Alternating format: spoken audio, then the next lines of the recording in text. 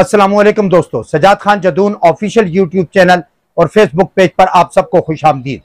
जैसा कि आप जानते हैं कि पाकिस्तान के मशहूर सहाफ़ी और एंकर पर्सन अरशद शरीफ को पुरअसरार तरीके से अफ्रीका के एक मुल्क कीनिया में करीब से सर में गोली मारकर शहीद कर दिया गया है। उन्हें क्यों और किसने, किसके इशारे पर कत्ल किया और ऐसा होने और करने से किसको क्या फवायद हासिल हैं, ये सब कुछ आगे चलकर आप पर आश्कार होने वाला है।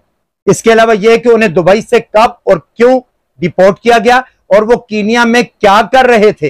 अरशद शरीफ को दुबई से किसने निकलने पर मजबूर किया।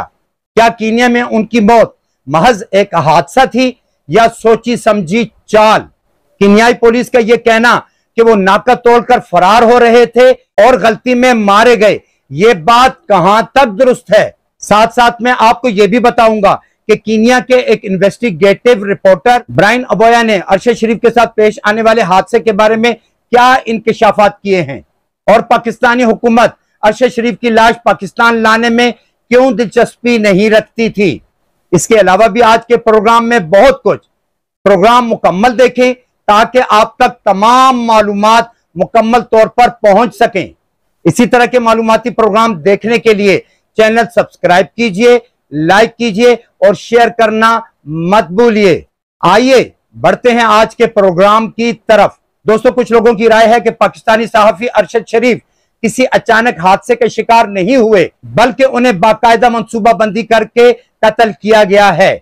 इसी तरह से कुछ लोगों का कहना है कि अरशद शरीफ चूंकि एस्टेब्लिशमेंट के खौफ से मुल्क छोड़ने पर मजबूर हुए थे, इसीलिए उनके कत्ल के पीछे उन्हीं का हाथ है। इस तरह के इल्जामात सोशल मीडिया पर हर तरफ गर्दिश कर रहे हैं, जिससे अवाम में इस तहस्सुर को तकवीयत मिल रही है। जबकि इस किस्म के प्रोपेगेंडे के बारे में पाक फौज के तर्जुमान ने इसकी मुजम्मत भी की है और तरदीद भी। बल्कि इस हादसे के पहले रोज ही पाक फौज ने मरहूम के खानदान से ताज़ियत भी की और यह भी मुतालबा किया कि पाकिस्तान के एक मोतबर इदारे पर इस तरह की इल्जाम तराशी ना की जाए।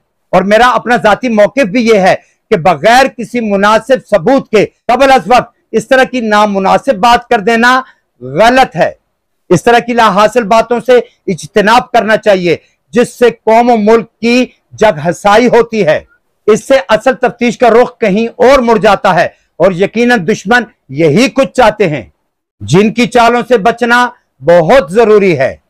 दोस्तों, इस तमहीद के बाद मैं आपको यह भी बताना पसंद करूंगा, पाकिस्तानी अवाम की एक बहुत बड़ी अक्सरियत ये चहमगोइयां भी कर रही है कि अरशद शरीफ को शरीफ फैमिली ने मरवाया है। इसकी जो वजह सामने आई है वो ये है कि आज शरीफ फैमिली की जितनी भी करप्शन की दास्तानें गर्दिश कर रही हैं, उनकी असल वजह अरशद शरीफ ही है।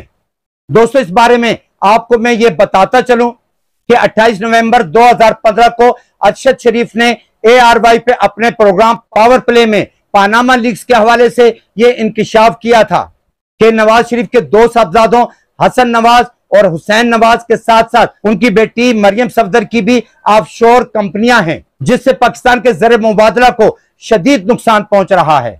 और इन ऑफशोर कंपनियों को कायम करके न सिर्फ टैक्स से बचा जा रहा है, साथ साथ इनके जरिए मनी लॉन्ड्रिंग भी की जा रही है।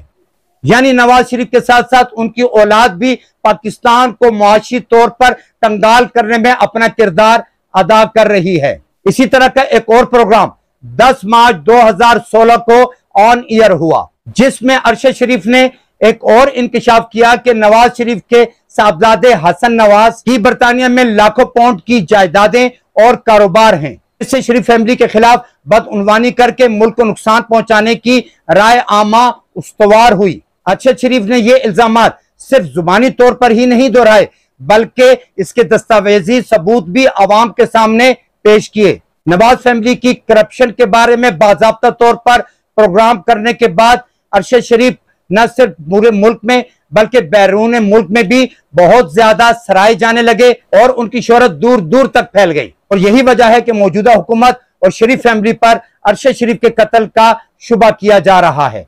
इस बारे में सोशल मीडिया पर बेतहाशा मवाद फैलाया जा रहा है या फैल रहा है। दोस्तों, यहां यह सवाल उभर रहा है कि अरशद शरीफ पाकिस्तान से दुबई के लिए रवाना हुए थे, वो कौन से अवामिल थे जिनकी वजह से पहले उन्हें अपना मुल्क छोड़ना पड़ा और बाद में उन्हें दुबई भी छोड़ना पड़ा और कीनिया जाना पड़ा। इसके पीछे यह बात मशहूर है कि पाकिस्तान के एक ताकतवर इदारे ने अरशद शरीफ को ठिकाने लगाने का प्रोग्राम बनाया था, जिसकी वजह से वो फौरी तौर पर मुल्क छोड़ने पर मजबूर हो गए थे। वो काफी अरसा दुबई में रहे, लेकिन सब पर यह जाहिर किया कि वो लंदन में हैं। अपनी जान जाने के खौफ से उन्होंने अपने बीवी बच्चों से भी राब्ता मुनक़ता कर लिया था। जब पाकिस्तानी हुकूमत का यह शक यकीन में बदल गया कि वो बरतानिया में नहीं बल्कि दुबई में हैं, तो कहा यह जा रहा है कि पाकिस्तानी वजीर खारजा बिलावल जरदारी ने एक खत दुबई के हुक्मरानों को लिखा, जिसमें उनसे यह मुतालबा किया कि अरशद शरीफ को फौरन डिपोर्ट कर दिया जाए या पाकिस्तान के हवाले किया जाए। और यह भी कहा जा रहा है कि उस खत पर बिलावल भुट्टो के दस्तखत मौजूद हैं। दुबई हुकूमत ने डिपोर्ट करने के बजाय उन्हें फौरन मुल्क छोड़ने का कह दिया, जिसकी वजह से उन्हें मजबूरन कीनिया अपने एक दोस्त के पास जाना पड़ा। दोस्तों, अरशद शरीफ तकरीबन 1.5 माह से कीनिया के एक कस्बे मकादी में अपने एक दोस्त के पास रह रहे थे, जहां वो शरीफ फैमिली की करप्शन को लेकर एक डॉक्यूमेंट्री फिल्म तैयार कर रहे थे। दोस्तों, कीनिया की पुलिस ने अरशद शरीफ के कत्ल के बारे में एक अलग मौकिफ अपनाया है। उनका क्या कहना है, आइए मैं आपको बताता हूं। कीनिया की पुलिस का कहना है कि अरशद शरीफ जिस तरह की गाड़ी में सफर कर रहे थे, उसी तरह की एक गाड़ी उन्हें मतलूब थी। पुलिस के एक नाके पर उनकी गाड़ी को रुकने का इशारा किया गया तो वो नहीं रुकी, इसलिए उन्हें मजबूरन उन पर गोली चलानी पड़ी, जिससे पाकिस्तानी सहाफी अरशद शरीफ सर में गोली लगने से मौत से अमकिनार हो गए। अगर कीनियाई पुलिस का यह बयान देखा जाए तो यह मुकम्मल तौर पर एक लघु और गलत बात है, जिसकी मैं यहां निशानदेही कर देना मुनासिब समझता हूं। दोस्तों, वहां की पुलिस का यह ऑफिशियल बयान है कि अरशद शरीफ की गाड़ी को एक नाके पर रुकने का इशारा किया गया, वो नहीं रुके। यह कह देना बिल्कुल ही गलत बात है। क्या वो दहशतगर्द थे या स्मगलर थे कि पुलिस के इशारा करने पर नहीं रुके और फरार होने की कोशिश की? चले थोड़ी देर के लिए यह भी तसव्वुर कर लेते हैं कि उन्होंने भागने की कोशिश की, उनकी गाड़ी का पीछा क्यों नहीं किया गया? अगर वो फिर भी नहीं रुके तो उनके पिछले टायरों पर फायरिंग क्यों नहीं की गई? अगर इसी सूरत हाल में पुलिस ने फायरिंग की तो फिर गोली उनके माथे पर या पीछे खोपड़ी में या गर्दन में क्यों नहीं लगी?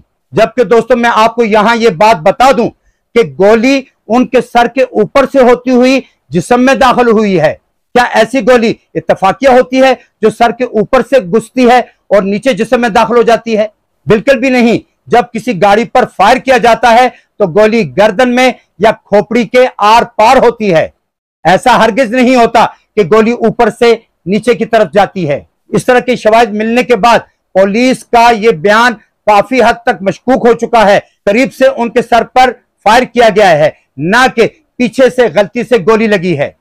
कीनियाई सहाफी ब्रायन ओबोया, जिनका जिक्र मैंने प्रोग्राम के आगाज में किया था, उनका यह कहना है कि अरशद शरीफ की लाश जाए हादसा से 76 किलोमीटर दूर मिली है। यहां यह बात इंतहाई मशकूक हो जाती है कि अरशद शरीफ की लाश जाए हादसा पर क्यों नहीं मिली, जबकि जाए वकुआ से 76 किलोमीटर दूर उनकी लाश क्या कर रही थी? ये तो सारे का सारा मामला खुद घड़ा हुआ एक ड्रामा है, जिसका हकीकत से कोई ताल्लुक नहीं।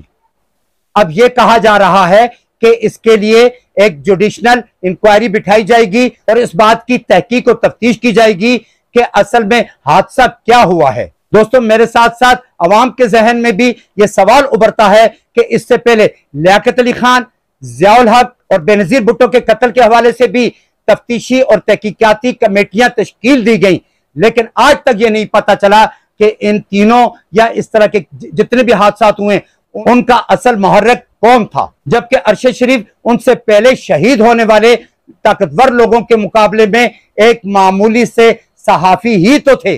उनके बारे में क्या तहकीक और क्या तफ्तीश होगी, सब लोग कुछ अरसे बाद इस हादसे को बिल्कुल भूल जाएंगे। दोस्तों, अरशद शरीफ को जिसने भी अपने बीवी बच्चों और मां से दूर दयार गैर में इतनी बेदर्दी से कत्ल किया है या करवाया है, उसका मकसद सिर्फ और सिर्फ अरशद शरीफ को कत्ल करना ही नहीं था, बल्कि यह पैगाम देना था कि जो भी सच बोलेगा और उनकी ताकत को ललकारेगा, उसे इस मुल्क में भी और वो जहां कहीं छुपेगा उसे इबरत का निशान बना दिया जाएगा। दोस्तों, अरशद शरीफ इस दुनिया में नहीं रहा और अब सच की आवाज भी नहीं गूंजेगी। दोस्तों, अब तमाम मुखालफीन और उनके अपनों को उनके लिए दुआए मगफरत करनी चाहिए और उनकी खिताओं को भूल जाना चाहिए। अल्लाह ताला उन्हें जन्नतुल फिरदौस में आला मुकाम अता फरमाए। दोस्तों, इसके साथ ही मैं अपने प्रोग्राम का एहतताम करता हूं। अगले प्रोग्राम तक के लिए मुझे इजाजत दीजिए। अल्लाह हाफिज।